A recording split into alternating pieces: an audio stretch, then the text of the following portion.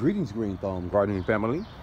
And as the sun begins to rise here in our location here in Tifton, Georgia, just a quick peek at 4 propagation experiments that we've been conducting here at the Green Thumb gardening channel over the past 30 days. From left to right, we have one cutting that we took from our green bell pepper plant in our backyard food forest approximately 30 days ago.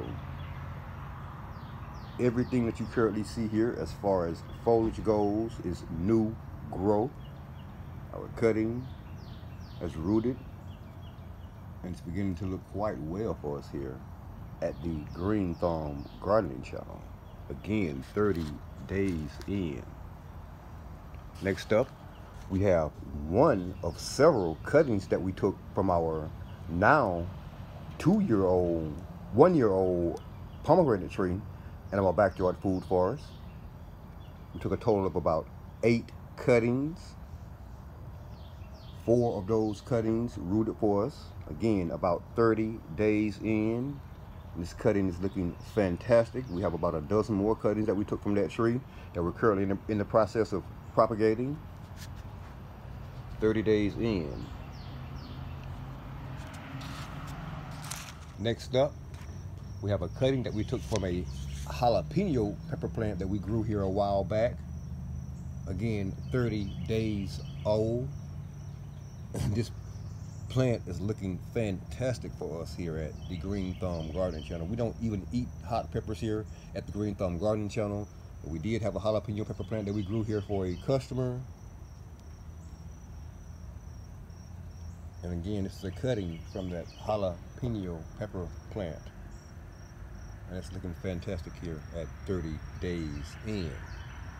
Last but not least, Green Thumb gardening family, last but not least, we have a cutting that we took from one of our purple climbing roses here about 30 days ago, prior to our recent video on how to easily propagate rose cuttings.